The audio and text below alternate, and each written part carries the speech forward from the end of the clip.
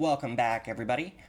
As I've started part 5, things have gone a little screwy. Some of the words I translated or converted to the new pronunciations have changed a little, like the pronoun J should really be spelled with an EI. Notice I'm not using any slashes or brackets for pronunciations because the spellings and the orthography is going to be one for one. There's zero ambiguity in spelling, so why bother with the fancy notation here?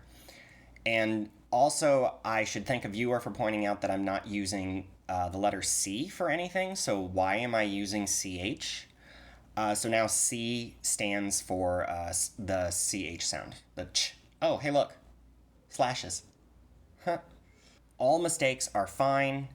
We're technically still working with a pidgin and everything is in flux. I did mention that nothing I say is set in stone because I'm going to discover new aspects as I go. Language is complicated. The new vocabulary for this entry are simple and necessary words. The nouns are things on an island and universal words, and verbs are those required for everyday life. Our nouns. Rano is the Malagasy word for water, and it's going to stay the same. I figure it's a common enough word that the Malagasy would keep it amongst themselves, and it's simple enough to figure out on the side of the French. Plus, O for French is just too simple.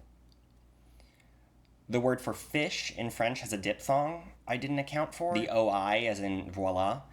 This sound had already at least started its transition from oi to we by 1700, but for the sake of not being totally predictable, we're going to say that our pidgin speakers realize this as eh. So poisson, fish, is paiso. The word for house and home is amaiso.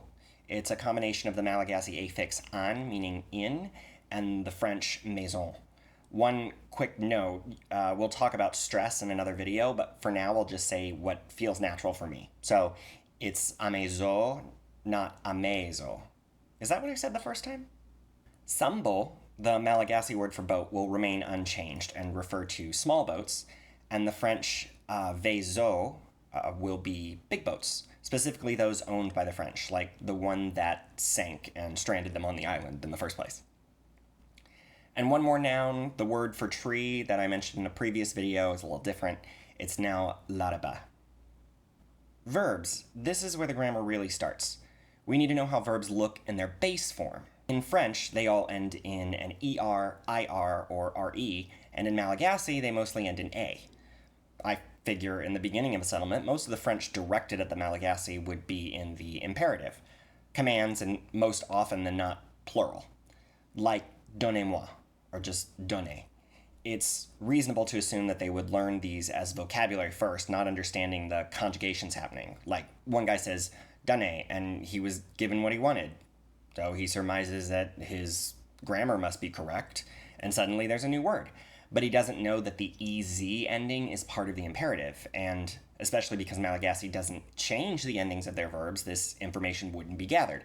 So the imperative ending will become the base form of the verbs. For the simple conversions, we have donner, to give, dormir, to sleep, and bate, to build. And just to liven things up a bit, to move is placer from the French déplacer, and to cook is allumer from the French aliment, meaning food. This final vowel realization won't be so simple for all verbs. It isn't a 100% foolproof rule, just to cover my ass here.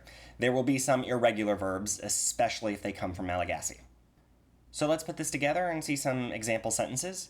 Donnerano means give me water. Bate sambo means build a boat, and notice there is no article. We'll talk about that later. Placer l'arbre is move the tree. And allumer paiso is cook the fish. Thanks for watching. Please like and subscribe and leave a comment. I'm asking everyone if you can use my rules. Are there any words or phrases you can design for the lexicon or things that I can put in the language? And next we'll have to talk about forming the present tense.